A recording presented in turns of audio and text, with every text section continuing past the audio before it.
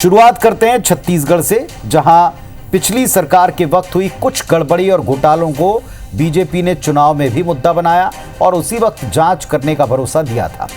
अब सरकार उनकी बन चुकी है तो जांच का जिन्न कांग्रेस को और खासकर पूर्व मुख्यमंत्री भूपेश बघेल को सपरिवार और करीबियों के साथ सिरदर्द बढ़ा रहा है। बुधवार सुबह जो सीबीआई के छापे पड़े वो एक सर्जिकल स्ट्राइक से कम नहीं लगे, एक साथ दबिश दी गई।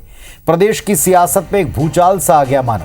छापे की खबर के बाद कांग्रेस ने भी ऐलान कर दिया कि वो धरना प्रदर्शन कर इस बदले की कार्रवाई को एक्सपोज करेगा, लेकिन बयान और आरोपों की आंधी आज ही चलती नजर आई।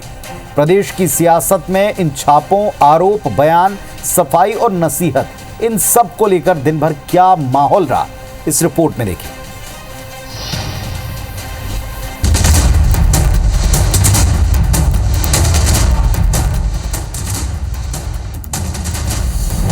महादेव सट्टा ऐप घोटाला, 4 राज्य, 7 ठिकाने, बड़ा सीबीआई एक्शन, तीखे रिएक्शन। पहले ईडी, अब सीबीआई, सियासी बहस गरमाई।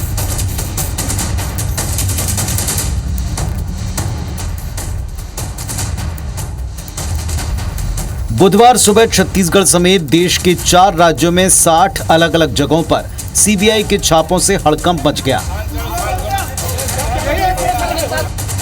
छत्तीसगढ़ में रायपुर, भिलाई, राजनांदगांव के साथ साथ भोपाल, कोलकाता और दिल्ली में सीबीआई की जांच टीम्स ने एक साथ दबिश दी। सीबीआई ने महादेव ऐप से जुड़े सभी आरोपी, सह आरोपी और संदिग्धों के ठिकानों पर डिजिटल और दस्तावेजी सबूत जमा किए। सबसे ज्यादा खलबली मची रायपुर, भिलाई में पूर्व मुख्यमंत्री भूपेश बघेल के ठिकानों पर सीबीआई की रेड से।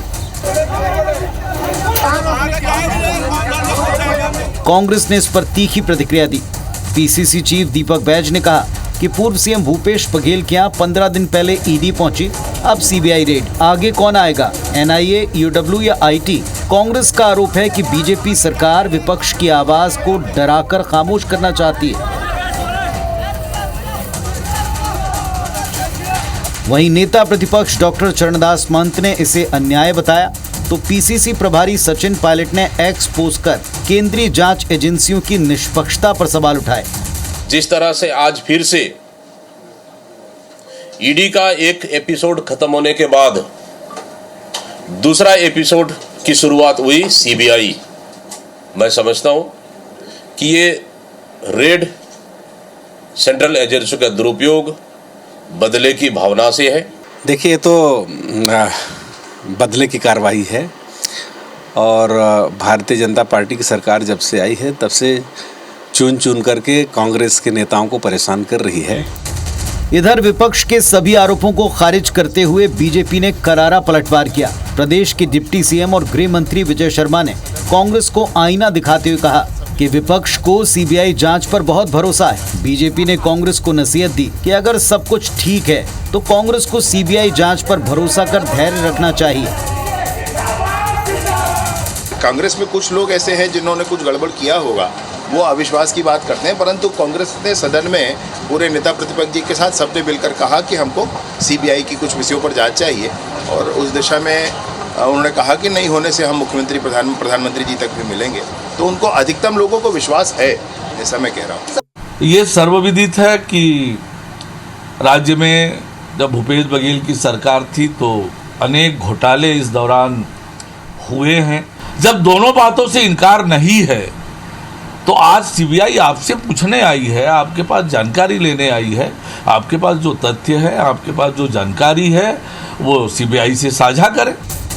कुल मिलाकर पिछली सरकार के दौरान महादेव सट्टा ऐप की परतें खोलने के लिए सीबीआई टीम्स ने पूर्व सीएम के ठिकानों को कई घंटे तक खंगाला।